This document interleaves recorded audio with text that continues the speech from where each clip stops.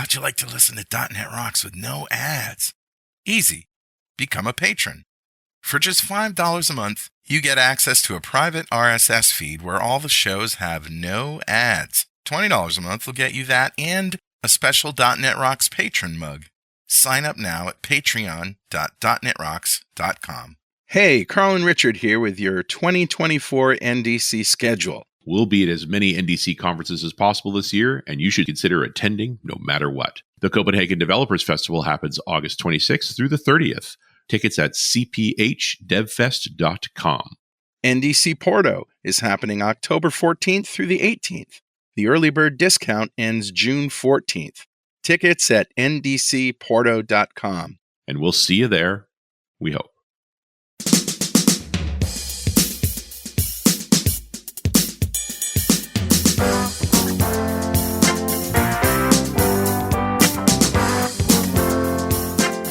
Hey, guess what? It's .NET Rocks again. I'm Carl Franklin. And I'm Richard Campbell. And this is episode 1919. And, buddy, I went and I looked up, what happened in this year in history. Yeah. So some significant events included the collapse of the Habsburg and German empires. Yes, at the end of World War I. End of World War I. The redrawing of the map of Europe at the Paris Peace Conference. Mm-hmm. The influence of Woodrow Wilson's 14 points. Interesting, they call it the Paris Peace Conference. It was the Versailles Accords, and they were not very peaceful. Actually. Not very peaceful, They were a very good setup for World War II. Yep, that's sowing the seeds of World War II. Growing demands for self-determination by smaller nations, the growing involvement of the United States in European politics and trade, all that, yada, yada. Yeah, one would argue this is the ascent of the nation state. Yeah. Basically the model we've been functioning ever since. I bet you didn't know Richard Campbell knew so much about history. Oh, who am I kidding? You knew.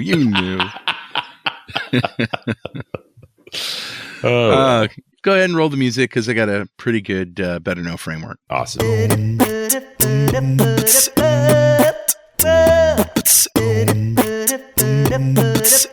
right, man. What do you got? So, I'm cutting down on travel to conferences at the end of the year. I'm not going outside the country. I'm not even sure that there are any more domestic conferences that I'm going to at the end of this year. But I still want to do some Blazor hands-on training. Right. So what I've done is if you go to appvnext.com/training or 1919.pwop.me, you'll see the training page, which links to a form that you can fill out. I've decided I want to do these online classes on Mondays. Oh, yeah. Mostly Mondays from now until the end of the year, most of them, except for, some week off here and there. And this is a form where you can select the dates that you want to attend. Each Monday we'll have one starting at 9 a.m. Eastern and 9 a.m. Pacific so that, if more people want to do it at Pacific time, blah, blah, blah. But the deal is that once we hit that magic number of 10, then the class is going to happen. Right. So you should select all of the dates that you can possibly make, and then there's a greater chance that one of them will take. But online classes is what we're online classes. Yeah. But, it's interactive. You'll be able to do the hands-on work. And even though we won't get to all the materials in one day, you still get all the materials. Right. So you can go back on your own time. Well, and the class size sounds like it's going to be nice and small, too. So people are going to be able to interact a lot. Well, 10 is the minimum. I haven't really set a maximum yet. But of course, if... Worry about that problem when it happens. I'll worry about that problem later, yeah. So that's what it is. appvnext.com/training. Cool. Who's talking to us, Richard? I grabbed a comment off of show 1916. So just when last one published, to be honest. This is the show we did with Mark Rendels. We called How Simple is As Simple as Possible. And a fun conversation with Mark, as always. He's a thoughtful guy, as well as very funny. I think we spent most of the show laughing. And Rob King has this great comment. He said, once again, another great episode, which reaffirms my position that everything old is new again. I feel like there's a whole generation of developers coming up who've only known JavaScript front ends and think the server is only for APIs or serving the JavaScript. I've started going back to a server-side first approach to building apps, keeping it all on the server, then build it out towards the client only if required. Yes. Blazor made this really simple in its approach to adding interactivity as required. I've even converted a Blazor WASM app to pure server-side because it's actually faster to the first page, and the app doesn't need any interactivity beyond the forms. To that end, I found that you can integrate HTMX, something that Mark talked about, seamlessly into Blazor Server, and I built out a little demo repo, which I'll include in the show notes, to Rob's GitHub repository. That's just a sort of, hey, these two things will play together, Blazor and HTMX. Yeah. There you go. It's just sort of an recognition of, we're kind of going in a cycle. Like there's clearly cases for putting more load on the client, but one would argue we swung too far that way. Yes, we did. Although I know as we get into these conversations about large language models, machine learning, and so forth, there's now a big push about how do you get more of that workload on the client? Because folks are concerned now that too much of that workload is on the server. So I think it'll be some good talking points for today's show. I'm really happy that a guy like Mark Rendell, who, go back and listen to his stuff before Blazor came out. He was not really a server-side guy at all. Like, no, very much in the composable CI/CD pipeline kind of thing, and all JavaScripty. And a guy like Mark comes out and says, you know what, I took Blazor Server for a ride and I really like it. Yeah. It's really great. Well, and again, that whole how simple is getting back to the essential of what we're trying to do for the customer exactly. Right. Like I do think we get enamored of the technology. And again, I brought this show and these comments up because we're about to go down a path about a whole other class of development. And I think it's good to push back on those fundamentals and say, what are we trying to deliver to customers? Yep. No pressure, Prashant. Yeah, for sure. So, Rob, thank you so much for your comment, and a copy of Music to Code By is on its way to you. And if you'd like a copy of Music to Code By, write a comment on the website at .netrocks.com or on the Facebooks. We publish every show there. And if you comment there and I read it on the show, we'll send you a copy of Music to Code By. Music to Code By still going strong. I just sold another FLAC collection, which is good. And I got inspired last night to do a new one. How many have you made? Is it like 21. 21? Okay. 21. So you're digging around for another track, huh? That's awesome. Well, yeah, I was listening to it last night. I just decided to... I don't know if you've heard his stuff. It's pretty good. It is pretty good, yeah. I've been listening for a long time. Yeah. I mean, I was listening to the more recent ones last night. And I was like, yeah, this is pretty good stuff. I think I got inspired to do another one. Yeah, you should meet that guy. He's pretty clever. Yeah. So we'll see. I'm not announcing it now. I'm just announcing my intent. You got some itch. I like when you have an itch. Stuff happens when you have an itch. Yeah. Yeah. Well, anyway, you can also follow us on X Twitter. We've been there for years. But the cool kids are hanging out on Mastodon. I'm Carl Franklin at techhub.social. And I'm Rich Campbell at mastodon.social. Send us a toot. That's another way you can get a copy of Music to Code By. Okay, let us introduce Prashant Bhoyar. He is 6 times AI MVP, 3 times Business Applications MVP, Microsoft certified trainer, speaker, author, and leading AI architect from the Washington, D.C. area of the United States. Currently, he works as an AI architect in the Office of the Chief Technology Officer at Applied Information Sciences. That's AIS.com. Prashant is on the leadership committee for AI Fest, AI and ML User Group, and the Northern Virginia Data Platform User Group. As a renowned international speaker, he frequently presents at tech conferences. Additionally, Prashant was awarded the Antarctic Service Medal of the United States of America for his outstanding service in Antarctica. I was going to tease you for not having enough stuff on your CV, but let's go right to Antarctica. What was that?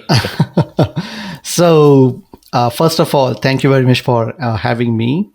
That was once in a lifetime experience for me. I grew up in India, and 2007 is the year I came to United States for my master's degree. And I was really fortunate that I got a scholarship in the university. And as part of that scholarship, I got a chance to work with a lot of brilliant scientists. And those scientists were studying the cosmic rays. And everyone in that room except me was like really brilliant. So I had to, fit in.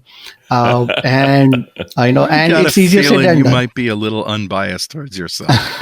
Now, like if you talk to any experimental physicist or any theoretical physicist, not only they know software development really well, but they also know all this machine learning, maths, and some advanced mathematics really well. So I have after that, I have really high respect for all these physicists, because for the work they do, and if you compare the salaries against that, you will be surprised. Yeah, they don't get paid much for as hard as they work. And of course, Antarctica is a great location for doing stuff like measuring cosmic rays.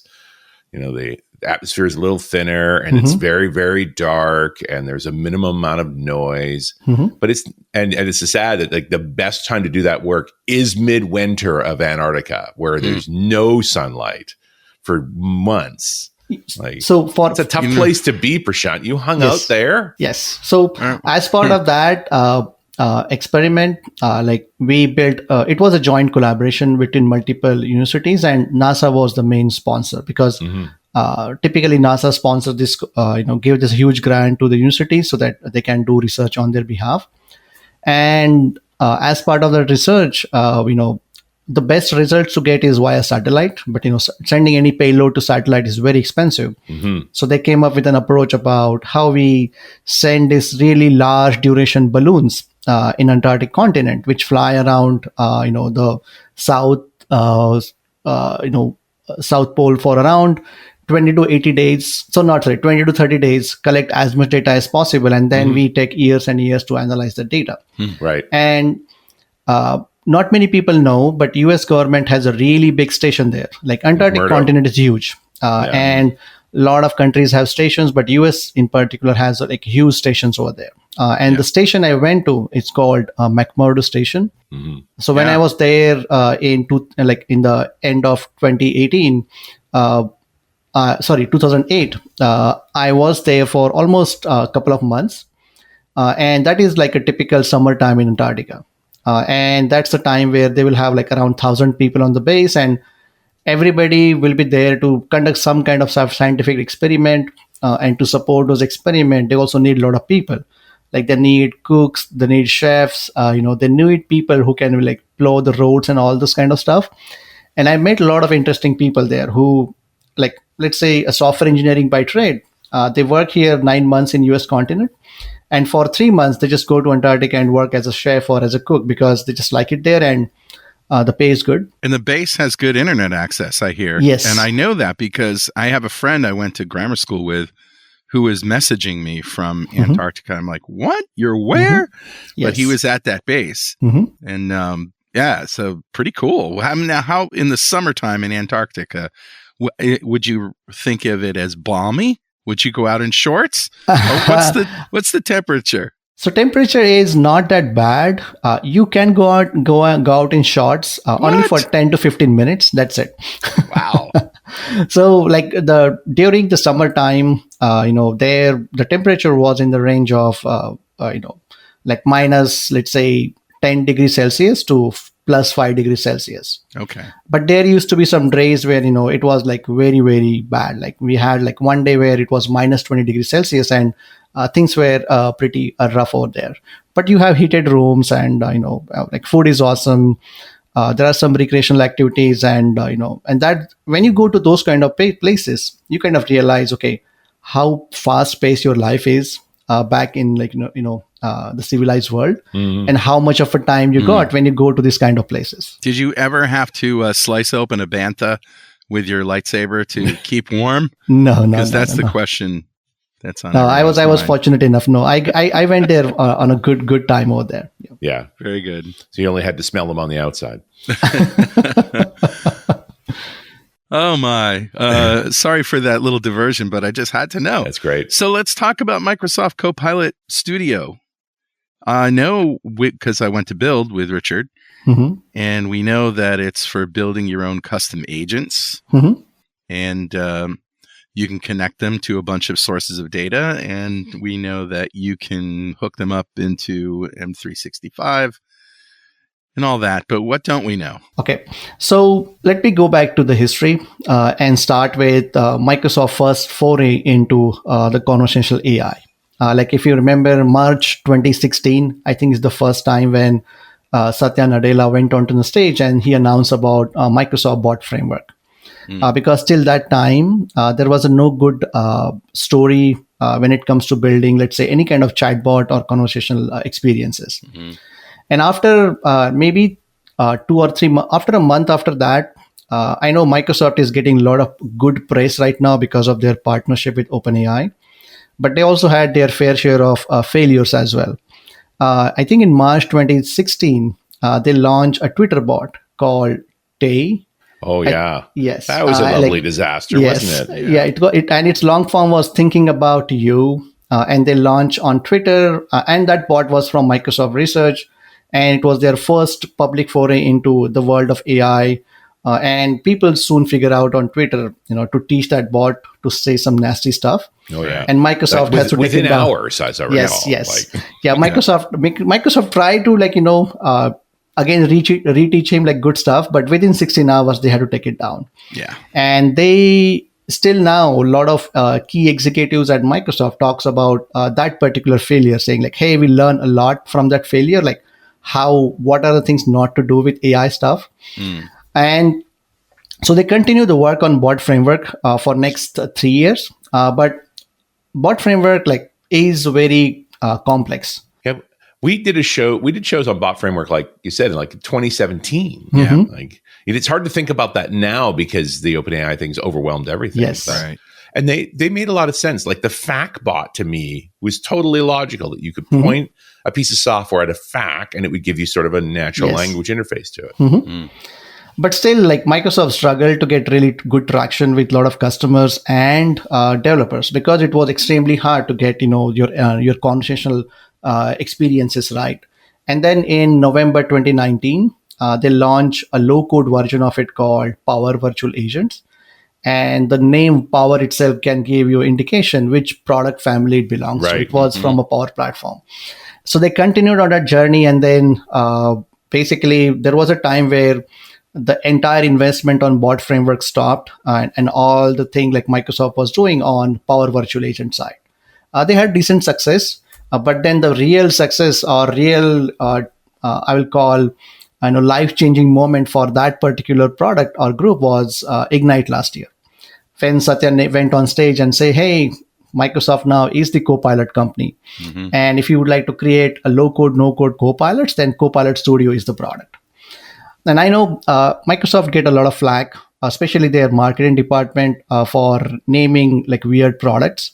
But I think this time they really nailed it. Well, to be clear, GitHub came up with the name, right? Like that's why it's such a good name, because Microsoft didn't think of it.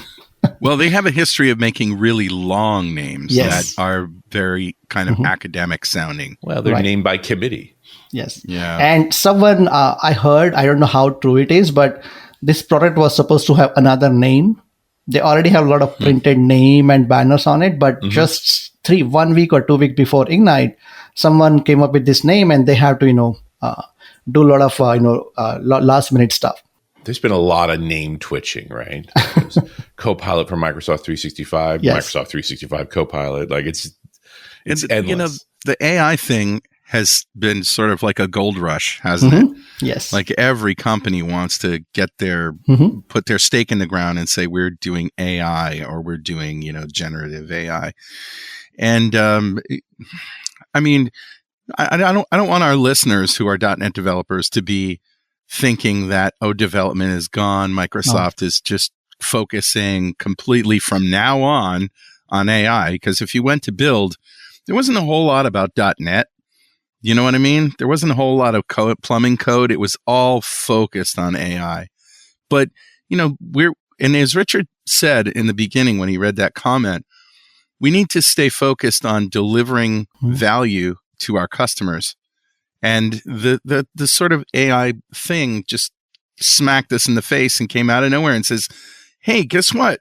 This is going to allow you, developers, to provide better value to your customers. So we're really interested to hear some scenarios about that. And you're right, Carl, just don't think that Copilot Studio is the only product that I will need to use, when I had to create custom Copilots.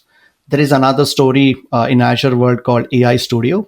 So if you are a professional developer and you don't want to use these drag and drop kind of tools or low code, no code tools, and you would have full control, AI Studio is your choice. Where since it's part of Azure, it has a really good pro developer story. You can be a .NET developer, you can be a Python developer, and you can use all the good services in Azure. And one of the things I like about Azure AI Studio, is the model selection. One thing Microsoft has done, which not many people know, is Microsoft launched something called model as a service, where you can bring in some open source model as well and host those in Azure and use those in your GenAI application. So you don't have to go with, let's say, models from OpenAI or models from, let's say, Microsoft for that matter. You can use Llama, Hugging Face, those models are also available. So if you want to create a Copilot or agent using that, you can do that now in Azure. But they still have GPT-4, GPT-4o, Yes. DALL-E, Yes. all of that stuff from Yes. AI, OpenAI. But all right, so wow, so that is really the fundamental difference between these two, is that Copilot Studio is maybe for draggy droppy business people and Azure AI Studio is more for us? There is one fundamental difference which not many people pay attention. So when it comes to building a Copilot or any kind of AI application, a lot of time people don't think about the UX part of it. That's where Copilot Studio shines really well. Like out of the box, it has really good capacity of, having a really good UX. Let's say I launch a Copilot for my existing enterprise app, but then that Copilot should able to understand or behave like actual human, right? Like the reason ChatGPT got so popular so fast is because we can interact with it, and it can understand like at least what I'm trying to say, maybe 90 to 90% of time, and it can give me good information back. And if you compare that with old version of the chatbots that most of these public facing website used to have, those used to be like, or this major retailers or bank used to have, those used to be simple time waster, where the first thing I used to Google that time is, or Bing is, what's the best way to get to an actual human agent rather than, going through their automated response, because that's what everybody does. Yes. Right. But now with this, after this generative AI and some of the advancement, you can at least have some decent conversation. And that's where this Copilot Studio shine, where it has a lot of widgets, it has a lot of, built-in capabilities that if I would like to build a good conversational experience, Copilot Studio really shines as compared to Azure AI Studio. Can I take the agents that I make in Copilot Studio and move them over into Azure AI Studio and enhance them? Right now, the direct conversation story is not there. But what you can do is, let's say if you have already an agent in Azure AI side, you can directly call that from a Copilot Studio. So you can do integration, but there is no like magic wand to convert those. That's actually better, isn't it? Well, it also reminds you that there's more than one team inside of Microsoft working on this stuff. Right. That's sort of the real reality, is that there's lots of different places moving at once. And I'm a big believer of Fusion team, where, hey, developers, you focus on, doing really crazy stuff behind the scene, make the magic, but also give a lot of information worker or business users an ability to, take the advantage of what they know from the business, and then, have an easy way to interact with the backend system. So Copilot Studio also have that functionality where, let's say I have my logic app I would like to call, or I would like to call my API. I can do that directly. There is an HTTP connector available, or I can also invoke a Power Automate Cloud Flow. And Power Automate has more than 1200 out-of-the-box connectors where, or I can build my custom connector as well, which then can, call my backend APIs and then can get the job done. I have a quick story here. I got an email last week from somebody who said, I see that you have a YouTube channel and you've got some great content there. And, for a very low fee, actually, it was pretty good. I will generate SEO happy titles, descriptions, tags, and stuff for your YouTube content. So I said, okay, sure, I'll try it. And what I got back was a RAR file full of text files and a lot of them were for the .NET Rocks videos. And they kept mentioning the .NET Rocks videos are simply a still shot with our podcast that plays on it. And this thing went on and on about how you will learn from these training videos, hands-on experience and stuff.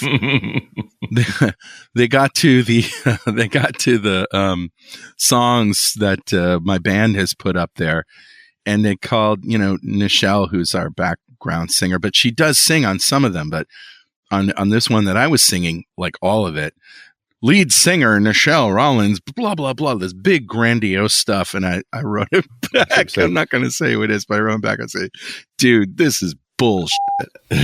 This is some AI generated crap that doesn't know a still video from a training video, for crying out loud. So yeah, I won't be using their service. Factually incorrect. Factually incorrect. And being sold as, I don't know.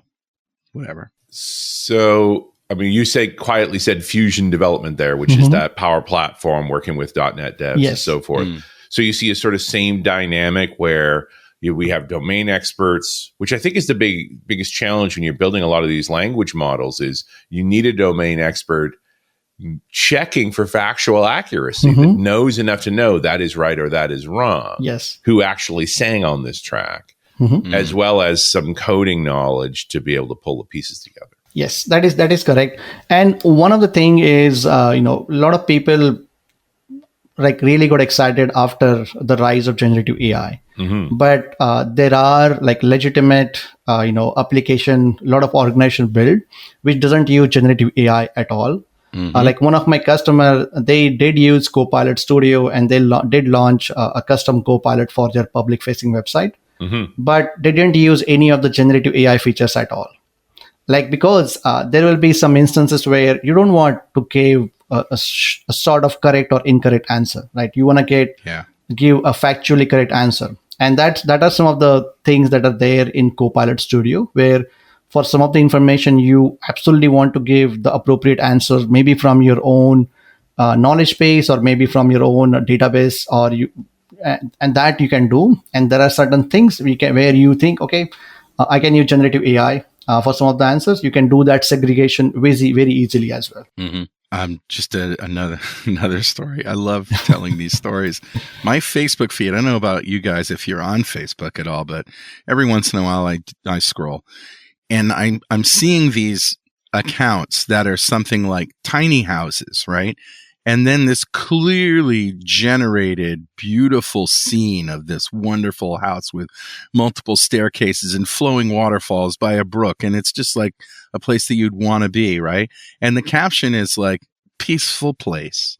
It's not, hey, this is where I am right now. It's not.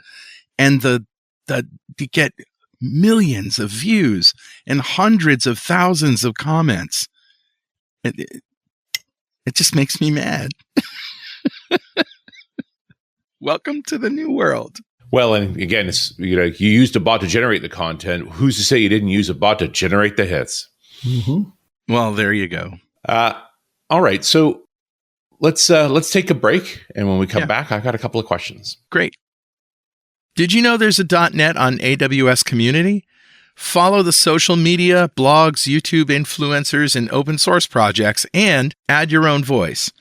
Get plugged into the .NET on AWS community at aws.amazon.com/.net.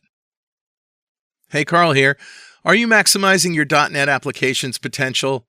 Raygun's tools not only catch errors, they provide actionable insights to optimize your code.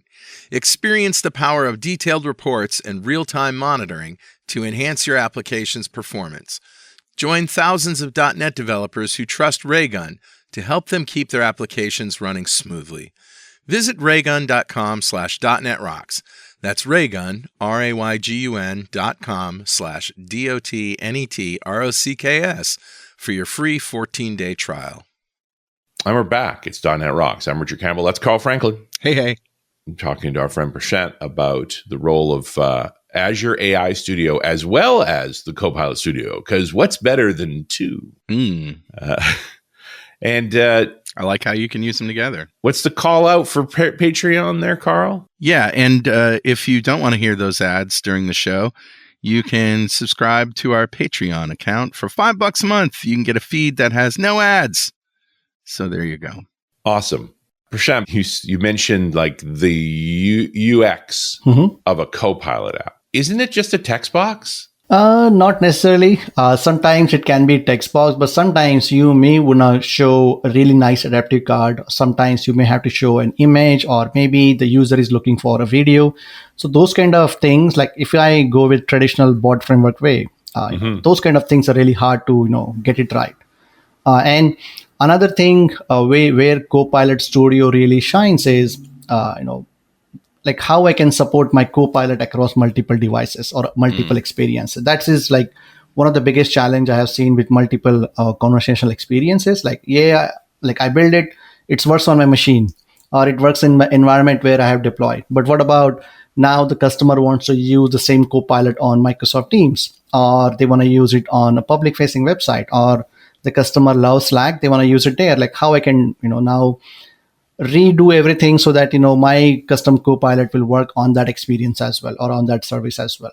So Copilot Studio has a lot of these channels or services already pre-built, where I don't have to redesign my experiences. All I do is do some backend like changes in the studio itself, and the same Copilot then can be accessible on, let's say, Slack or Microsoft Teams. In both of these things, I noticed that you can connect it to your database. Yes, and apparently the coolest thing is how many reverse threaded left-handed hemptas are left in inventory in Atlanta, Georgia warehouse, right? And it'll just tell you that kind of stuff. But the cooler things about generative AI for me are building models from training on real data. And is that something that is not necessarily as valuable to regular run-of-the-mill businesses as it would be to say, a chat GPT, which is the genie in the bottle that knows everything? So if I understand your question correctly, you're alluding more to, how about I have my own data and I would like to use that data into generative AI? That's one way of doing it. Or maybe I have my own data and I would like to generate my own model using that data, because I want the answers in a specific format or in a specific way rather than what ChatGPT gives me. So there are a couple of things you can do, and you may have heard this a lot. Very few companies these days are building their own model, because it's very hard to compete with companies like Amazon, Google, or OpenAI, or even Microsoft. So most common techniques which most of the enterprises are using these days is either you go with a RAG pattern, like retrieval augmented generation, where you bring your own data and then feed that context or data to your large language model, and then get the insight. Second, very common is not very common, less common and more expensive route is fine tuning these models. Like where as part of fine tuning, then I provide series of prompts, some training data. So then after a fine tuned model is there, then it will be responding in a specific way, and it will be also having a specific information that, let's say, the generic large language model or foundation large language model will not have. Now, when you say that, do you mean cleaning the data, like taking out the things that aren't relevant? Or do you mean, when you say fine tuning, do you mean telling it what to ignore in the data? Yes, like so you have to basically provide custom instructions, you have to provide custom prompts, and you can also provide your own data as well, where, okay, these are the set of things that you should be doing in this particular way. Don't include that, or don't include this. So those kind of additional things you can do. One thing I do want to highlight is fine tuning is not for everyone. It's only, for companies where, you're going to have large workload, or your consumption is going to be very high, and let's say with this large language model, and or this large language model will not work in its current capacity. Because under the hood, if you read the licensing documentation from both OpenAI or even from Microsoft on Azure side, not only you have to pay money to fine tune the model, but once the model is fine tuned, you have to also pay Microsoft money or OpenAI money to host that fine-tuned model. And then on the top of that, the charges for your tokens that you will be exchanging. Right. It sounds like RAG's the way to go then. Yes. Oh, you know what? You say that, Richard, but we have some mutual friends in Europe, and one in particular whose company decided to do away with RAG in their company because the percentage of errors that came back was too high. And I just asked this person literally 2 weeks ago, has your opinion changed? And no, it hasn't. It's still error prone. So what do you think about that? So RAG, on theory, it looks simple. But one of the hardest challenge I have seen with the RAG is, let's say I'm looking for a specific information from my company data. There is a limit on how much of the data, like how much of a token size or context size you can send to a large language model. So most challenging part with the RAG implementation is how I will make sure for that particular specific question or conversation I'm having, how I can get the least amount of data that is more relevant. Like how I can get that. And that's where, then you have to have vector databases. That's where you need to have your Azure AI search. And those are like configuring those and getting those right are easier said than done. And let's say if the example you gave, Carl, is in case they are saying more error rates on RAG, maybe, they will go with fine tuning because they have the inbuilt capacity in terms of, fine tune the model, because fine tuning is not everyone's cup of tea. You need to have certain skills. And also they maybe have a use case where the cost will justify, where or the cost, the amount they had to put in the fine tuning will justify in terms of the error rate they were getting on the RAG side. Yeah, how much would it cost for the RAG of the Franklin Brothers band to get the lead singer right? I don't know.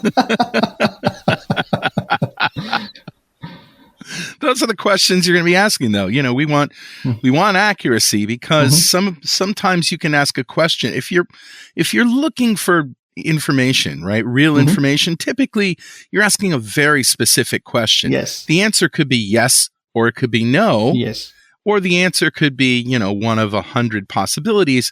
And that is usually a fundamental question that business decisions will be made on. Because if it wasn't, what's the point of RAG, right?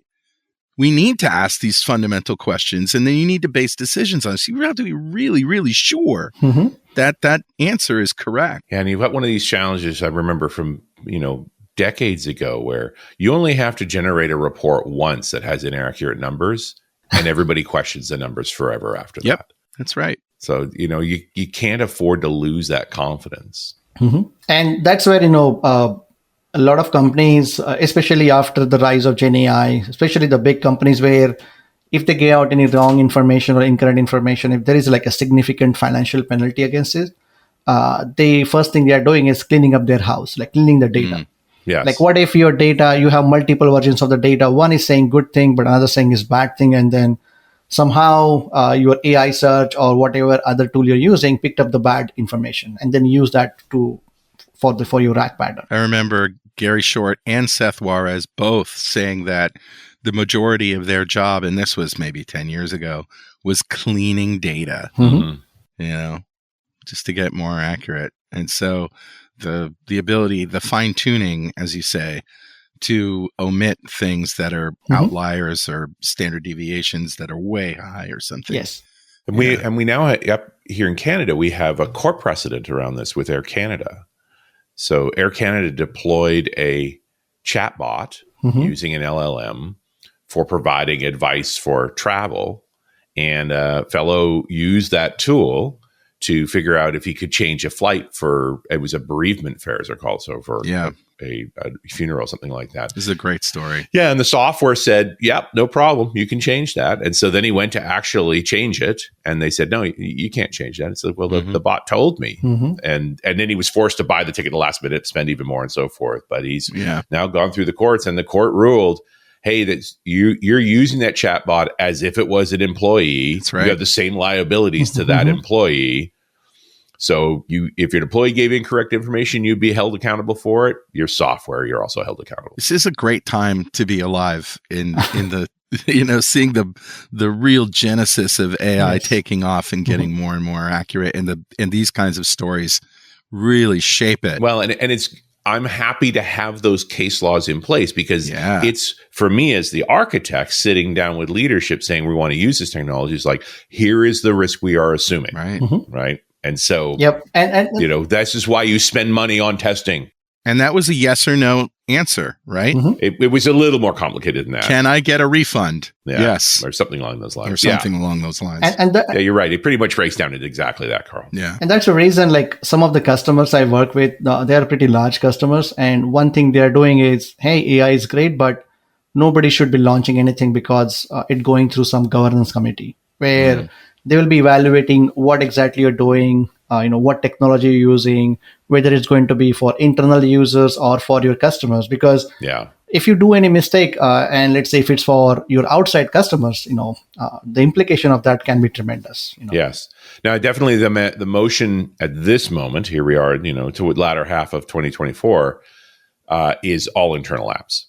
It's an HR bot. Yes. Right. It's those kinds of things where you're only upsetting the employee when you lie to them about how many vacation days they have. And again, that's a good point you got, Richard, because vacation days is something that you shouldn't be relying on generative AI to tell you. It should be coming straight from your employee handbook, where you have full control over what information is getting from there and what information is surfacing. If this isn't a project that makes sense, Prashant, what projects do? Like that seems like exactly. Yes. I'm not going to read the handbook. Yes. I'm going to pester HR for an answer. Yes. And they're going to yell at me. So we make the bot to solve that problem. And you can solve that easily now with Copilot Studio along with Azure AI Studio as well. But Copilot Studio, a lot of companies are also using it for customer-centric bot, like outward bots, like business to customer as well. And one of the reasons they are doing it because some of the red teaming and other stuff the Copilot Studio team has done, because not many people understand when you launch anything external, especially a chatbot, like Microsoft learned it in 2016. Where people will try to get some nasty stuff from it. And if you launch a public-facing website chatbot, anyone can start interacting with it and start asking some stuff that they shouldn't be asking, or your company shouldn't be giving response to that. So doesn't this bring us back to outward-facing is not there yet? It's too high risk. It's high risk, yes. But if you know, if you use the right tools, or if you know, you have a good team in-house, you can definitely use some of these tools where you can have a more confidence in launching this outward facing application as well. I just debate that anyone has a good team at this point. One of the things that I think would help, and it's definitely almost impossible with large language models that are trained on language, right? And try to predict the next word in their answer. But citing references, right? If that Air Canada bot, when it said, yes, you can get a refund, and here's a link to the policy that you can read and decide for yourself, right? Then it might have been a bit more accurate, not necessarily accurate, but it would have allowed the user of that bot to make a more informed decision. Yep. And I think Carl, like Microsoft Copilot Studio team should hire Carl, because now he's highlighting all their good features indirectly via all these success stories. But yes, that's one of the advantage with this Copilot Studio gets is if you are going with a RAG pattern, and let's say you're using your knowledge base, then while it generates the information, it does give you information about the citation, like what are the source of this information. Yeah. And so that you can click on it and then you can verify, okay, this information looks correct, or I can then, use it with more confidence, and then I will go on with the next stuff. That's great. Good. So good to hear. Yeah. Ask ChatGPT for a reference sometime. Where did you get that information? And honestly, it doesn't know the way it's munged data. Know. It's a very difficult thing to deal with. Yeah. I think this is where where they use the term grounding. I don't know why this term was necessary. Yeah, they use the grounding. Yes, like, okay, we use this information for grounding. It's not like something the LLM made up, and this is the source of it or proof of it. Can we just always be grounded? Like, how about make up nothing? Right? Like, really? Like the people who have kids, grounding means totally different in their context. Yeah, right. True enough. Or the people who like to walk barefoot out in the lawn every day because it helps their magnetism or something. I don't know. Walking barefoot in grass is pretty good, man. You don't it's have nice. It's nice, but it's a nice feeling. But that's all it needs to be. There's some weird science that is associated with it. I would say not science, but okay. Yeah, pseudoscience. Anyway. No, I appreciate that. I don't want software speculating on my behalf. I prefer it to say I don't know. Yes. And those kind of things you can configure in Copilot Studio. Like you can have, okay, I'm launching this Copilot and it's going to take care of only 4 or 5 things. Anything extra people like anyone asks, it can just come back with, I don't know, or I'm not allowed to talk about that. Go to this link or talk to this person and then do this. In ChatGPT's defense, it does that. When it doesn't have an answer, it says you should call the manufacturer or contact the authority. One thing people don't understand is ChatGPT is a custom experience. Like you're not interacting with an LLM directly, like as an API. It's a custom application. A lot of guardrails like OpenAI has put into it.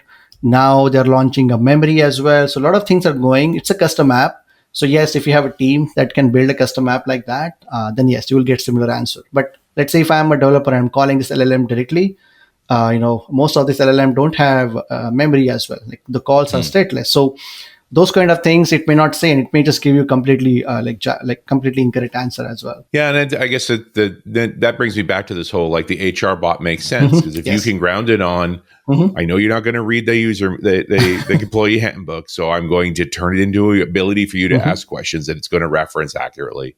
And when when my certainty is low in the software.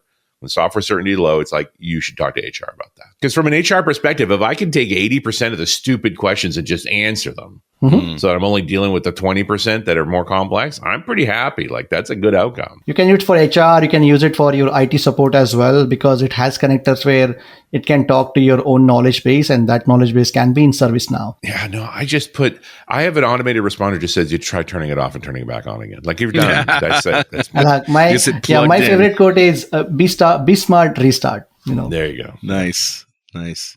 Works for phones too. Yep. Yes. All the time. And Pat and Dwayne, Patrick Hines, Dwayne LaFlotte from Security This Week say you should be restarting your phone at least once a week. Okay. At least.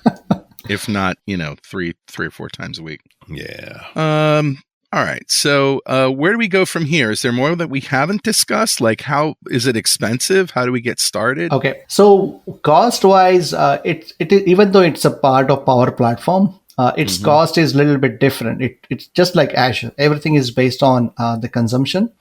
So the minimum pricing point is you had to buy a package for 25,000 messages, which cost $200 a month. And again, this is a retail price. Like if you have an enterprise agreement, you may be getting some discount on that. Right. But that brings up a question: is what exactly a message is, right? A message is basically anything. Like when I ask anything to my Copilot, if that's going to trigger any kind of response or any kind of AI agent call behind the scene, that constitute as a one message. And if I'm using generative AI features, then just for the sake of simplicity, what Microsoft has done is any answer that has generative AI in it, it's just going to count as a 2 messages. So if I ask a question, how many PTOs are there, and I'm using some of the generative AI features, and then that answers come back, then it just count as a 2 messages. Now it's $200 a month for 25,000 messages a month. Does that mean that if I only use 1,000 messages or less than that, am I only going to get charged 0.008 cents per message? No. You have to the minimum is 200. That's what you have to whether pay. You use it or not. Yes. And that's one story which is really not good in my opinion right now, because you buy that license for per tenant. Okay. But what if I'm working for a really big organization where I have thousands and thousands of employees and 10 departments are there. Every department has their own Copilot. And how exactly we're going to manage the pricing? Because those 25,000 messages I can be exhausting in 1 hour or 2 hours. Yeah, sure. Yep. Yeah, it feels like it's beta pricing. Like it's just pricing because you're doing a beta test project, not actually deployment level yet. And so now I'm starting to feel like the relationship between Copilot Studio and Azure AI Studio is the same relationship between Power Platform and Visual Studio. Correct. Right? Yeah, that makes sense to me, Richard. So if you're the front end stuff, the place to experiment, the place to prototype, Copilot Studio. Correct. When you want to get into precision and tuning and more skilled people, AI Studio, knowing that anything you build in AI Studio, you can surface in Copilot Studio. Yeah. And all right, I dig this. This is Fusion development, like you said. Yes. It's great. We did that show with Vishwas earlier this year, where he talked about that same dynamic between Power Platform and .NET, right? And I know, Vishwas is a huge advocate of Fusion development. In fact, he's the one who taught me all this concept, and I agree with it because the more and more I work with enterprise customers, like there's always the case where developers good developers are a rare commodity. Sure. And you will agree that it's very hard to find good developers. Like how about then we create some tools where you need developers only when that tool cannot do certain things for you. Right. But the other part of it is I never look at the Power Platform folks, and I guess it's the Copilot Studio folks, as these are the lessers.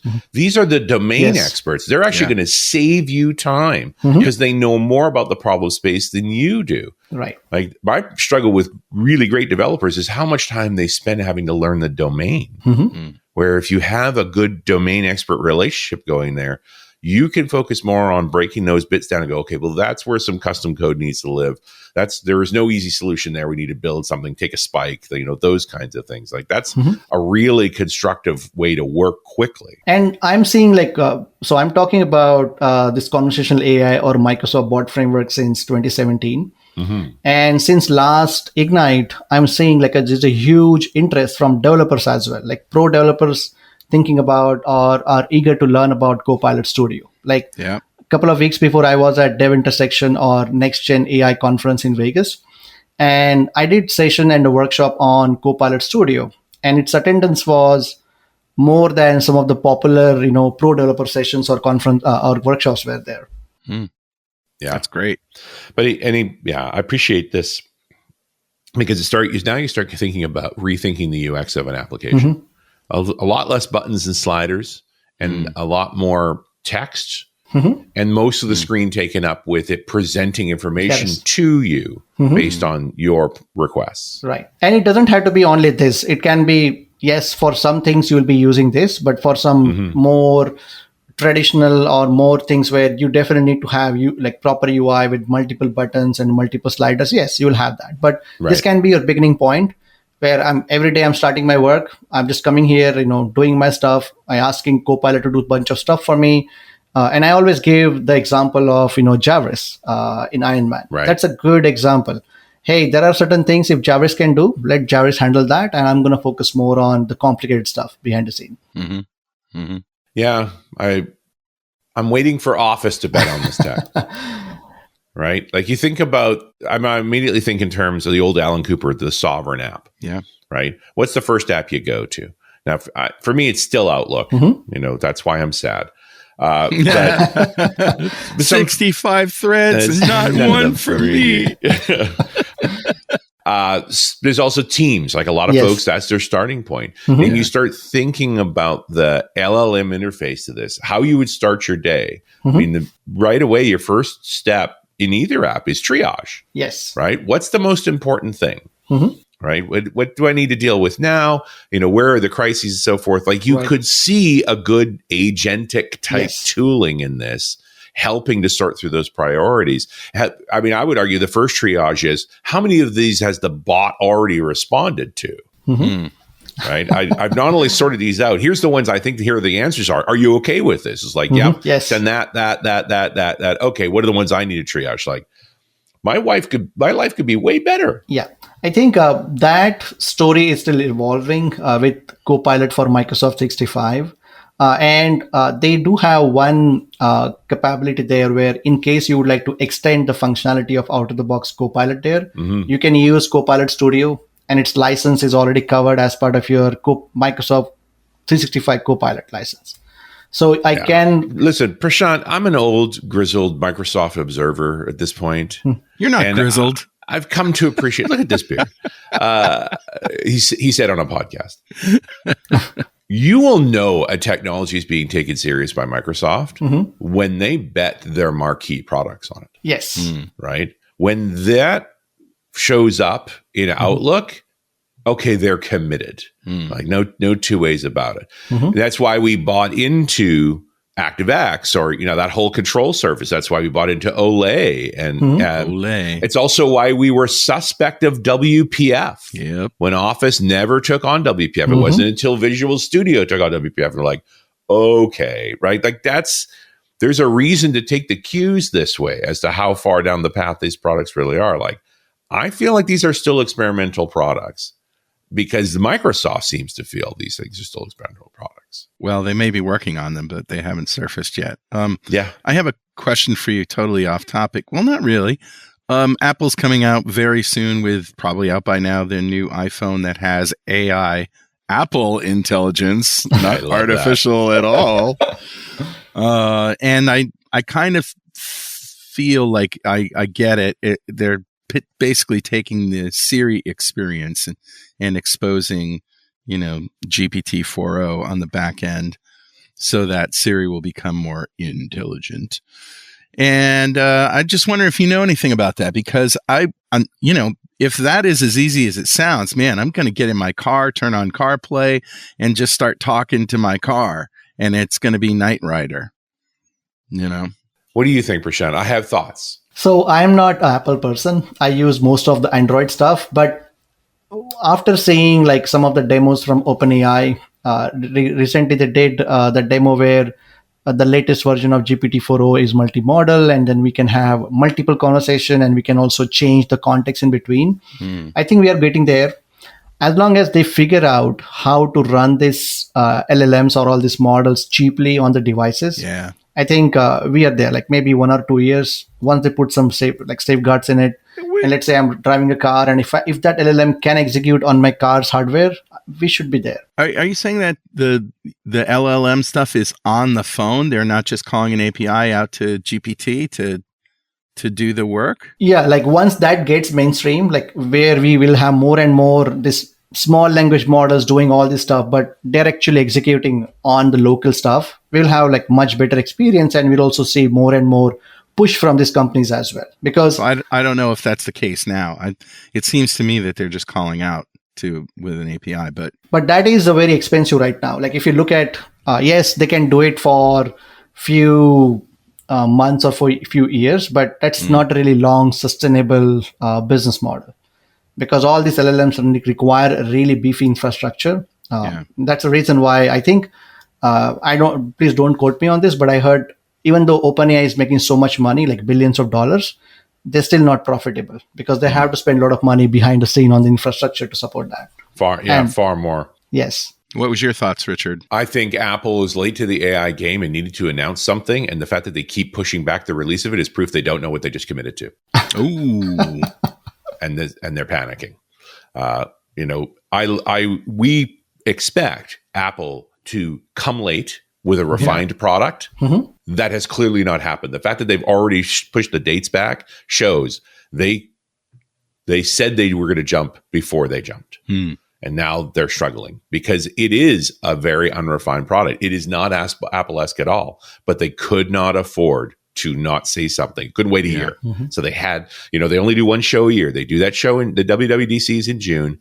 Were you really going to wait till 2025? You couldn't. So you said it, and now you're trying to make it come true. And that's not very Apple-esque, but all the hallmarks are there. The only reason we might give it a pass is because it's Apple and they don't do that. It looks like they did this time. Well, that feels like the end of our show.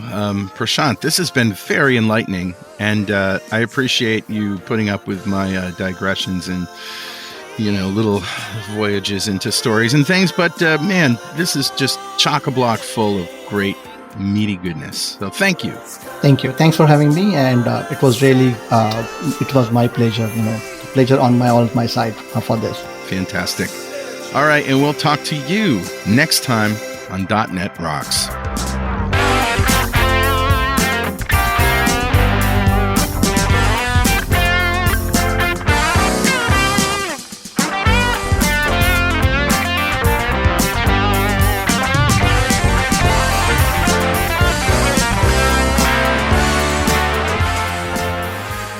.NET Rocks is brought to you by Franklin's Net and produced by Pwop Studios, a full-service audio, video, and post-production facility located physically in New London, Connecticut, and of course in the cloud. online at pwop.com. Visit our website at dotnetrocks.com for RSS feeds, downloads, mobile apps, comments, and access to the full archives going back to show number 1, recorded in September 2002. And make sure you check out our sponsors. They keep us in business. Now go write some code. See you next time. Got transmitter banned by the FCC. Yes, I'm a